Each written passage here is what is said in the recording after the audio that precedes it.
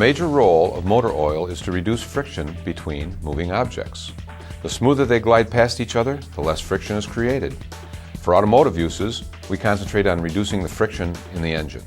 Heat is a byproduct of friction. If we can reduce the amount of friction produced by moving objects contacting each other, we can reduce the amount of heat produced.